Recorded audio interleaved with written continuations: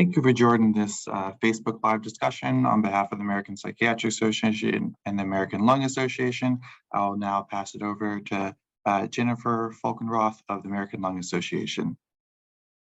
Thank you so much. And thank you to all who are joining us today for our Facebook discussion, The Mental and Physical Harms of Vaping. I'm Jennifer Folkenroth, the National Senior Director of Tobacco Programs with the American Lung Association. And joining me today, we have Dr. Albert Rizzo, pulmonologist and Chief Medical Officer with the American Lung Association. Hi, Dr. Rizzo. Hello. As well as Dr. Tauheed Zaman, an addiction psychiatrist and associate professor of psychiatry for UCSF, and also serves on the American Psychiatric Association's presidential work group that is focused on vaping. Hi, Dr. Zaman. Good morning. Thank you for having me. Thank you so much for joining us. You know, with back to school being in full swing, the American Lung Association and the American Psychiatric Association are here today to really take a deeper dive into e-cigarettes and vaping and these tobacco products' impact on mental and physical health. But before we tap into our two experts here, to learn a little bit more about the mental and physical impacts of vaping, if it's okay, I'd like to go ahead and start with a little level setting on what e-cigarettes are and why this topic is so very important for today's discussion. The Surgeon General reports that e-cigarette use among youth is a significant public health concern, and steps must be taken by parents, educators, and especially policymakers to really discourage use of e-cigarettes. The American Lung Association is very concerned that we are at risk of losing another generation to tobacco-caused diseases as a result of e-cigarettes. So what are e-cigarettes? Electronic cigarettes or e-cigarettes include e-pens, e-hookahs, e-pipes, e-cigars, also collectively known as ENDS, electronic nicotine delivery systems. And according to the FDA, e-cigarettes are devices that really allow users to inhale an aerosol containing nicotine and other substances. Unlike traditional cigarettes, e-cigarettes are generally battery operated and use a heating element to heat the e-liquid from the cartridge, which many times may be refillable or disposable. And they release a chemical-filled aerosol that then is directly inhaled by the user as well as emitted out around the user for others to also breathe in. Now, there's a huge misconception, and we consistently hear, well, what's the big deal with e-cigarettes and vaping devices? Isn't it just water vapor? Absolutely not. And this is a myth that we are here to squash today. The main component of e-cigarettes is the e-liquid that is contained within the cartridge or the tank. And to create that e-liquid, nicotine is extracted from tobacco and mixed with a base, usually propylene glycol, and also may include flavorings, colorings, and other chemicals, such as formaldehyde and acrolein, which we know causes irreversible lung damage. So again, that nicotine is extracted from the tobacco plant for these products. Therefore, e-cigarettes are tobacco products. And so we really want to hit that head on today and learn a little bit more about the impact that they have. And we know that it's prevalent. I think we've all seen the shops popping up on every corner within our neighborhoods, selling these vaping products, and they just seem to keep multiplying. You know, how big is this thing? So the Surgeon General has declared e-cigarette use an epidemic here in the United States, with a staggering 20% or 5 million of all of our youth using these e-cigarette products. Now, this is a staggering increase considering 135% increase just in the last 2 years. So we know it is affecting our families. We know it is in our community. Let's learn a little bit more about what exactly it's doing to our mental well-being, our mental health, as well as our bodies, our physical health, and of course, our lung health. With that, I'd love to bring in our experts for today. It's okay, Dr. Zaman, I'm going to call on you first. I'd really love to dig into a little bit more of the mental impacts as it pertains to e-cigarette use and vaping. Could you talk a little bit about what you're seeing? Absolutely, Jennifer. And I think as an addiction psychiatrist, one of the first things I think about and talk to folks about is actually the risk of addiction, right? So I think many folks can think, as you were saying, that vapor is something pretty safe and pretty innocuous compared to cigarette smoke, which we know is not safe at all and very addictive. But we know that actually the vaping, kind of the liquid that you mentioned, can contain really high concentrations of nicotine, sometimes much higher than cigarettes. So one kind of vape pod, for example, might have as much nicotine as an entire pack of cigarettes. So something I think about is just the addictive potential of that. For a lot of folks, it might actually lead to addiction to be using high concentrations of nicotine. And the higher the concentrations, the more regularly someone uses, the more likely they are to end up developing an addiction at some point in their life. So that's probably the first thing that comes to mind. And in my practice, I see a lot of folks who have other mental health conditions in addition to vaping or smoking. And that's something we always want to be really thoughtful about. There have been a couple of big studies now showing that in both adolescents and in adults, that there is an association between vaping and depressive symptoms. So we want to be thoughtful about that. Now, association does not kind of imply causation, so we don't know what's causing what. But we want to know about that. And if someone has concurrent depressive symptoms, we want to just educate them that, treating that appropriately might be helpful for them overall, but might also help them with their vaping and cutting back on that. In addition to that, particularly in adolescents, we're also seeing some association with symptoms of ADHD. So that's something that we think about and want to screen people for. And just overall, one thing we know about all addictions, including to nicotine products, is that treating a mental health issue that someone might have alongside their use can really help people. It can really help people reduce their dependence or their use of any substance, including vaping. So I'm a big proponent of folks kind of talking to their doctors about their vaping, but also all the other mental health issues that might be going on at the same time. Wonderful. Thank you so much for that insight. And I couldn't agree more. And how concerning as well, knowing that this is truly impacting depression symptoms, ADHD symptoms, many of which, users may be utilizing these products as a coping mechanism versus speaking with a clinician and getting a treatment plan in place to really be able to manage and live their best lives. So thank you so much for that. Really appreciate it. Dr. Rizzo, I'd like to toss it over to you. We know, we are inhaling, using these products, it is going into our lungs, and we know our lungs really feed our entire body. Everywhere the blood flows is affected by what we put into our lungs. Can you tell us a little bit about the lung health impact and just overall, physical impact of vaping on the human body? Sure. Well, as you said, Jennifer, the lungs are so important. I mean, other than the skin, our lungs really are the first exposure to the rest of the world, whether it's wildfire smoke, climate change effects on particle matter, and really anything we inhale that has potentially irritating substance is going to cause inflammation in the airways. The trouble with e-cigarettes is they've been on the market in an explosive fashion only about 5-10 years now. And in the short run, we know that they do cause inflammation, bronchitis, wheezing, cough. We don't have long-term studies showing what is that going to mean with regard to developing chronic conditions, COPD, and potentially even lung cancer. We know that the e-juice that you mentioned contains chemicals and carcinogens very similar to what's in tobacco smoke. Maybe not at the same degree, but they are there. And we know that the long-term exposure to those kind of chemicals can lead to permanent damage in the lungs. So that's the concern we have for the fact that we don't know a lot about the long-term effects of e-cigarette inhalation.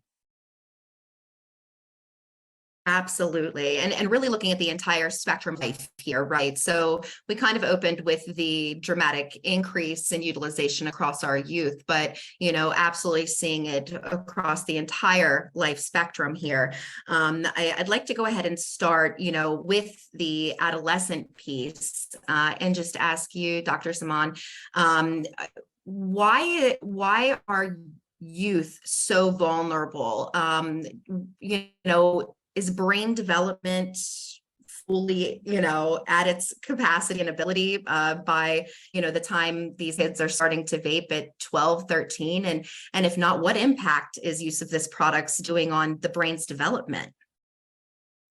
I think that's a great question, Jennifer, because it comes up all the time. A lot of adolescents and their parents actually define adolescence the way we do legally, that anyone under the age of 18 is an adolescent, anyone over is an adult. It turns out that doesn't actually line up with what we know about brain science and kind of the way the brain develops.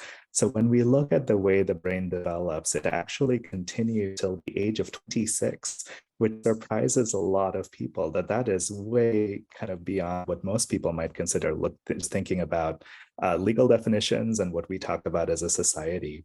It's also helpful for people to know the order in which different parts of the brain kind of develop, and particularly what the last part of the brain to develop is. And that is our frontal lobes. They're the parts right here, which are the most important for executive functioning. And by executive functioning, I mean making good decisions, being organized, resisting impulses, kind of all the things that we associate with kind of being a functional person and a good citizen.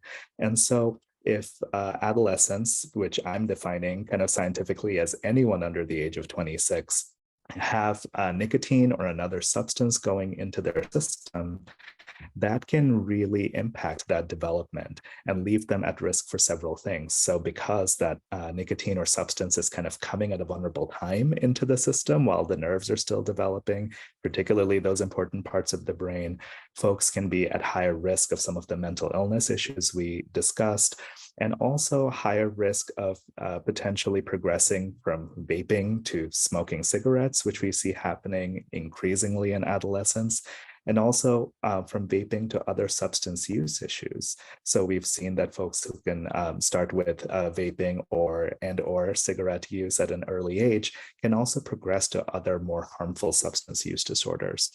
So those are just kind of some of the risks of using during this vulnerable time until the brain is done developing around 26. Very concerning to hear that the decision making is not at its full capacity, right? As a mom of two boys, ages 6 and 9, it blows my mind of some of the decisions that are being made and how young we really are seeing e-cigarettes in the hands of our next generation. I know with our work at American Lung Association, we are offering alternative suspension programs for youth as young as 5th grade. My 9-year-old just started 4th grade today. So, it's crazy to even think how young these beautiful, brilliant minds are starting to use these chemicals before they're even fully developed. Dr. Rizzo, can you talk at all to some of the impacts? So you did say some of the short-term impacts of vaping on lung health and just overall body health. But, as teens are picking up these products and initiating them, what are they truly doing to their body physically so early in life? Well, I think aside from certainly the mental effects that we've already heard about, they are potentially opening up their lungs to a more chronic condition, as I mentioned, whether it's asthma or allergy-related inflammation, COPD. And I think the biggest issue that both youth and young adults face is that they don't realize what the significance of what they're doing is. They have that misconception you talked about early on that this is a safer way to enjoy the benefits of nicotine or fruit-flavored e-juice. And we know it's not. These are very unregulated products that we know very little about what's in them to a specific degree because they're not controlled at this point by the FDA, although that's being advocated for and slowly being put into place. we just have no protection for individuals. And we also know that secondhand exposure to e-cigarettes can affect people around them. So a parent or a loved one who has a chronic lung condition, if you do use e-cigarettes around them, they may have the harmful effects of the small particles that get emitted from that device into their own lungs. So you don't really know what they're doing, these young people. And that's part of what the Lung Association needs to do to help raise awareness among the youth, but also more importantly, from parents of the young individuals, because there's still benefit from the parents intervening early on, having the discussion. We have a very specific talk called Vape Talk that the Lung Association has put out that can be obtained on our website. And I think if you have that discussion with these young people early on, it helps blunt some of the peer pressure they may experience when they get into middle school or high school. So I think I'll go back to what we said before. Acute effects we know about, we don't know the long-term effects, and that's the real concern that people have to realize they're putting themselves at significant risk of doing this. Yes, and I love how you brought in the, the importance in, parents, really engaging in these conversations at home. I know through American Lung Association, we offer alternative suspension programs for schools, voluntary youth cessation programs, working with policy through our Vape-Free Schools initiative. Lots that we are able to do with schools, but there needs to be messaging at home. The messaging that is received within our educational institutions needs to be reiterated by those parents at home. So what happens if those parents at home happen to be tobacco users themselves? What if they are smoking, vaping, or chewing tobacco? What kind of resources can we recommend to those parents to really help them break free from, a lifelong tobacco dependency? Sure. Well, hopefully the physicians they're seeing, whether they're primary care or pulmonologists, are always asking their patients if they're smoking or using these devices, and then offering them options to quit. We know that counseling, along with one of the FDA-approved nicotine replacement products, is the best way to quit, along with having a support group around you, whether that support group is your family members at home, colleagues at work, but it's really more successful that way. We know that if you want to quit, it may take 10, 11, 12 times to really quit, but we do believe everybody can quit with the proper resources and the proper education. You mentioned some of the programs that are available. Freedom from Smoking is another online as well as in-person program the American Lung Association makes available to individuals. And I think if individuals know it's not just themselves that they're helping, but helping those around them by getting off these devices and being a better role model for their children. I think that's a very important message to send your children, is to not use these types of devices, whether it's cigarettes or e-cigarettes. And for those adults who think that they're going to use the e-cigarette in a way to get off regular cigarettes, it's not been shown to work. The FDA has not shown any product that in an e-cigarette category that is a successful smoking cessation device. Most individuals end up using both, to be honest. They don't switch, they don't quit, they end up using both products. Thank you for that. Thank you for that. And also, I wanted to just ask one more thing, Dr. Zaman. When I think about working in the field of mental health conditions and just mental well-being in general, we do know that there is a disproportionate number of individuals who are diagnosed and currently working to manage a mental health condition that are in fact smokers or tobacco product users, a much higher percent. In your work day to day with these clients and their families, what are some tips that you really provide in helping them to get on the path of freedom from nicotine use and really helping to better improve and enhance their mental well-being? I think that's a great question. People are often contending with multiple issues. Often it's depression or anxiety along with their nicotine use disorder or another mental health condition, maybe complex family issues, other stressors. And I think one of the important things is to just provide accurate information about the treatment options, and also to kind of hold out hope with people. And what I want people to know is part of the reason to be hopeful is that there are many options and people can benefit from different tools at different times. So what I like to do with folks is make sure that they have access to the entire menu of options. That includes behavioral treatments. So Dr. Rizzo mentioned a couple of great resources. I wanted to mention the American Psychiatric Association has a great vaping resource page. There are phone numbers to call. 1-800-QUIT-NOW is one we use a lot. There's also 1-800-LUNG-USA.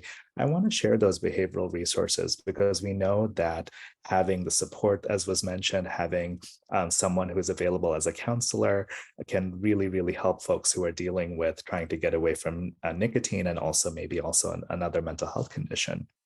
The other thing is, I want folks to know that there are multiple medication options. So there are some medical conditions out there in the world, in fact, probably more than not, for which we don't have any medications approved by the FDA.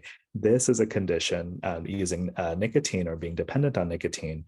That is something for which we have 3 really great FDA approved options. And I want folks to know those options.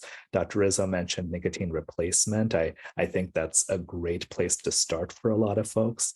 That can mean the patch, the gum, lozenge. These days, there are also nasal sprays and inhalers. So there are multiple forms of nicotine replacement. I also want folks to know that there are 2 other kind of tablet or pill form medications that can be helpful. So bupropion is a medication that helps with smoking cessation. It also happens to help with depression and anxiety. So I like people to know that if that's something they're struggling with, maybe we should consider that option. And then there's Chantix or varenicline, which is a twice-a-day medication, which significantly reduces urges and cravings to smoke. So I want people to have the entire menu, and I think that's really important. And then I think it's really important to be person-centered and say, look, having heard these options, what questions do you have? What works for you? What feels realistic for you to do? And then kind of bringing in the supports, bringing in the parents, bringing in the spouse, bringing in the best friend, whoever it is who can help support that initial plan, I think makes a really, really big difference in terms of success. Excellent tips we can all keep in our back pocket, and love to hear that there are so many options. Never give up on trying because there's something else that you can try to finally succeed in freedom from tobacco use. So thank you so much for that. I have had an incredible time, meeting and discussing this topic with you, but I would really love an opportunity to tap into some questions that have been submitted by our audience today who are joining us in this Facebook discussion. The first one I would love to toss to you, Dr. Rizzo, really wondering, why are companies still allowed to market fruit flavors? We obviously know that it is not 50 to 60-year-olds that are, puffing on Fruit Loop flavored disposable vaping devices. So it's blatantly targeting our kids. Why are they still able to sell these products? Yeah. Well, the biggest is a loophole. The law that was passed of getting rid of the flavors really only applied to what's called cartridge refillable products. The disposable single use did not fall into that category, and that's really what has flooded the market from overseas, particularly over the last couple of years. And it's really hard for the FDA to enforce the law at this point in time. There are millions of applications being submitted to the FDA for different products in this category of e-cigarettes that you mentioned at the very beginning. So it's part of it is hard enforcement. The other is still loopholes in the law that exist. And and I know that our advocacy department works daily in trying to help the FDA get through the rules and regulations and start enforcing this, because that's the only way we're going to be able to get the marketplace clear of them. Thank you so much for that. And Dr. Zaman, another question came in that I would love to get your insight on. Can vaping or nicotine use cause other addictions? They'd like to know what kind of other substances are these gateways to. It's a great question because I think sometimes people put vaping in a different category than other substances. And yet we know that vaping actually sets off the same reward pathway in the brain that many other substances can. And so that's something I like folks to know, that nicotine products are setting off a pathway that is similar to those that might be set off with by other substances. Now, what are those substances that people might progress to? Now, I'll say that's variable, but common things being common, many people go from vaping to smoking cigarettes. Many people might actually be vaping cannabis products, right? And so we haven't talked a lot about cannabis specifically, but often people might transition from vaping to kind of using an inhaled cannabis product or a different type of cannabis product. Some people, progress to smoking and drinking, which can go hand in hand for some people. So I would say progressing to using actual cigarettes, some type of cannabis product, and alcohol are probably the most common issues that we see. And also any number of the other substances we could think of together are more likely just because of that reward pathway that's common. That said, what I like to tell people is, that's helpful information to know if someone's thinking of cutting back or stopping, because it turns out that if someone is able to stop multiple substances at once, they're more successful than if they're trying to come off one at a time. Now, I want to support people in doing whatever works best for them, but say someone has progressed to something like, drinking and smoking simultaneously, I tell them that actually what we know is that folks, because both are setting off the same reward pathway, if you're able to work on both together, there are tools to help you do that and get away from those multiple substances at once. And I share that just to say that we shouldn't think just because someone has progressed to another substance that they can't stop or that they can't have effective tools to help them.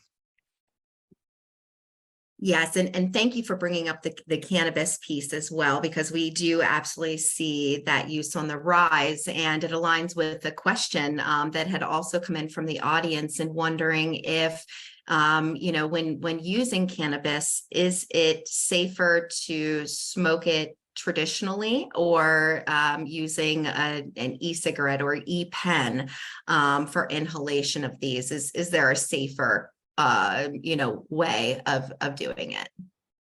Well, I'll try to answer that. I think since these are unregulated most of the time, there's no true way to know what's safe or what's not. We really don't know what's in the e-juice if they add cannabis. We were concerned a year or two ago about what was called EVALI, the e-cigarette related acute lung injury, where there was the implication of vitamin E acetate contamination of cannabis in those devices. But really, we don't know what's in the e-juice. So a reputable marijuana or vape place might be something you would stick with, a medical marijuana if necessary, but otherwise we really have no control over quality control.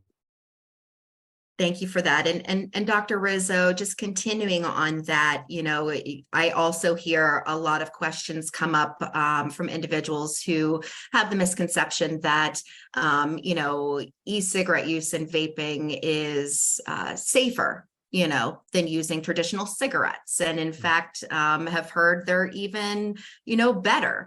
What would you say to individuals who are out there in the audience wondering, I'm currently smoking cigarettes. I'm thinking about, going to what I believe is a safer alternative. Are these truly safer? What are your thoughts? Short answer is we don't know. We don't think so. The best step is to talk it over with your doctor, because they're the ones who are going to help you decide the best way for you to transition off of whatever device you're wanting to get off of, whatever substance you seem to be addicted to. Don't try to do it alone. Don't go to google.com or Google MD. Talk to your doctor. I love that. One last question, and then I'll open it up for any last resources or any last words both of our experts would like to provide before we close today's discussion. Dr. Zaman, this one's for you. From our audience, does vaping impact anxiety? I've heard it makes it worse, but also heard it makes it better. Can you talk to us a little bit about that? Absolutely. And we know that many people who vape report having anxiety disorders, and there are even some early studies showing that there might be some association between different anxiety disorders and people having an addiction to vaping or vaping regularly. And I will say, absolutely, there can be an association. We know that nicotine, when it first goes into the system and actually starts acting on our nervous system, does kind of what it's known to do, which is act on specific receptors kind of that are on our nerves. It is stimulating. So it a little bit like the way caffeine can cause a bit of kind of stimulation and some anxiety. Having nicotine initially going into the system can also lead to some increase in anxiety, right? And also, and this is, I think a lot of folks may have experienced this as well. When people are withdrawing from nicotine, they can also experience anxiety. So withdrawal from nicotine, because nicotine really lasts in our system for a few hours at a time. So between uses, people can go into nicotine withdrawal, and that can also be anxiety inducing. So I would say that the studies in terms of kind of longer term impacts on anxiety disorders are ongoing right now in terms of vaping. That said, we know that nicotine, both in kind of the effect it has right when it's going in, and also when people are kind of going into withdrawal between uses, both of those situations or states can be associated with anxiety. So I like to tell folks to just be aware of that. It's great to keep in mind and very helpful feedback for our audience. Thank you so much for that. And thank you to everyone joining us for this Facebook discussion, for submitting your questions and engaging in this fruitful discussion. It's so very important that we address the e-cigarette epidemic. It truly is a public health crisis and has significant impacts on mental health and well-being, as well as physical health and well-being.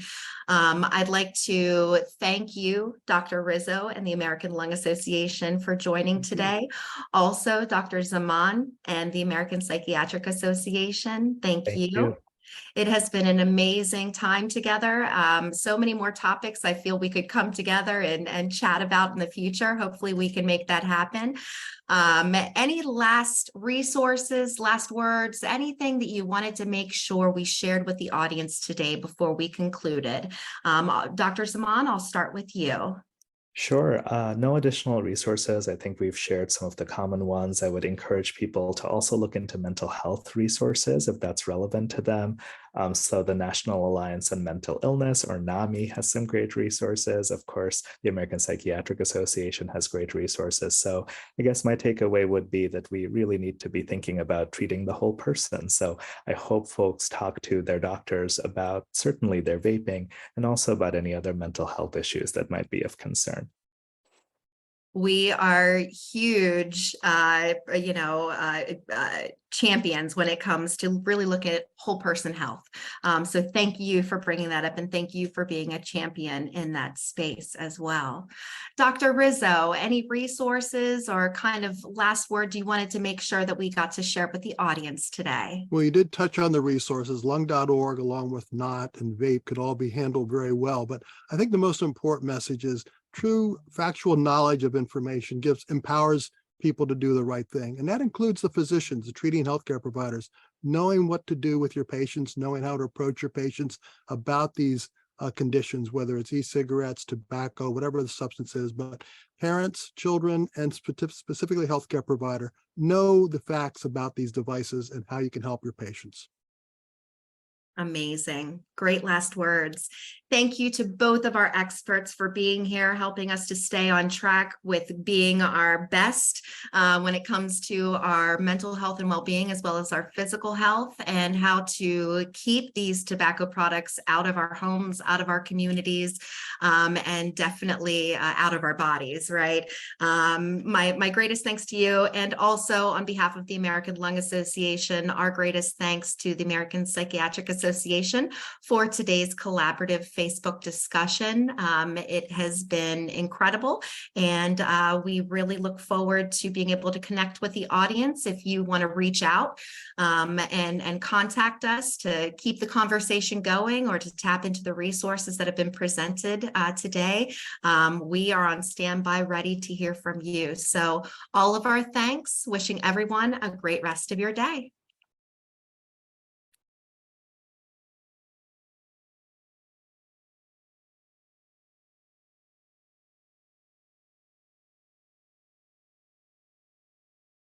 Oh, great. Perfect. We're all clear on Facebook. That went lovely. That went very, very well. We had a lot of Okay. engagements, lots of questions. I'll so send a thank you note to everyone. And then tomorrow or later today, but probably tomorrow, we'll just download the video file and can send it to you and Nellie. And then we'll post it to our YouTube, and we're happy to post it to your two tomorrow or Friday. Excellent. Wonderful. Awesome.